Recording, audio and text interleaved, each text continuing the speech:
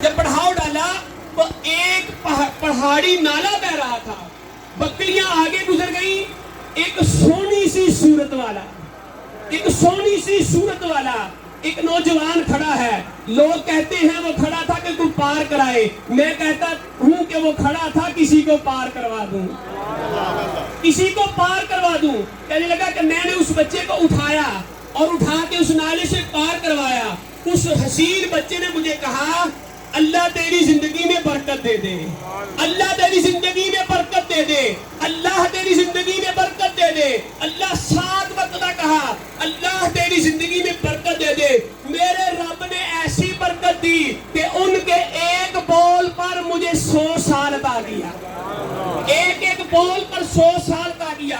کہنے لگے میں گزر گیا، 40-45 سال گزرے، میں ان کا ذکر کرتا رہا، میں شام جاتا پھر بھی اس کے حسن کا جلوہ میری آنکھوں کے سامنے رہتا، میں عرب جاتا اس کے حسن کا جلوہ میری آنکھوں کے سامنے رہتا، میں ہندوستان آتا اس کے حسن کا جلوہ میری آنکھوں کے سامنے رہتا، یہاں تک کہ میں مصر کے حسینوں میں بھی جاتا پھر بھی اس بچے کے حسن کا جلوہ میرے سامنے رہتا۔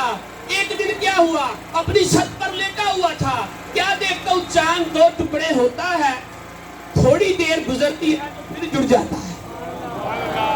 میں حیران ہوا کہ قیامت تو نہیں آ گئی، پر حال کچھ لوگ عرب سے آئے تاجر لوگ، میں نے پوچھا بھی میں نے رات ایسے منظر دیکھا، ایسا معاملہ دیکھا کچھ راتوں پہلے۔ وہ کہنے لگے عرب میں ایک مکے کا چاند، ایک مدینے کا چاند آیا ہے، اس نے آسمان کے چاند کو اپنے قدموں میں بلا لیا۔ کہتے میرے دل میں تجسس ہوا، کیوں نہ جن کی خدمت وہ آسمان کا چاند کرتا ہے میں بھی اس چاند کو دیکھا ہوں۔ میں مکہ کا قصد لے کر مکہ گیا، پتہ چلا کہ وہ ہجرت کر کے مدینے چلے گئے۔ میں مدینے آیا، وہ چاند آسمان ہدایت کے ستارے صحابہ کرام حالہ بنا کر اس چاند کے ارد گرد بیٹھے تھے۔ جب میں گیا تو اس چاند نے کہا رتن ہندیون، کیا تو رتن ہندی ہے؟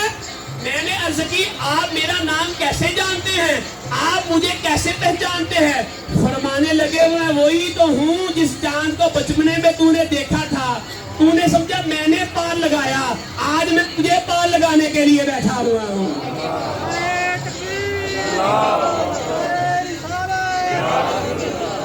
آقا نے فرمایا وہ جو بکریوں والا بچہ تھا وہ کوئی اور ہی نہیں تھا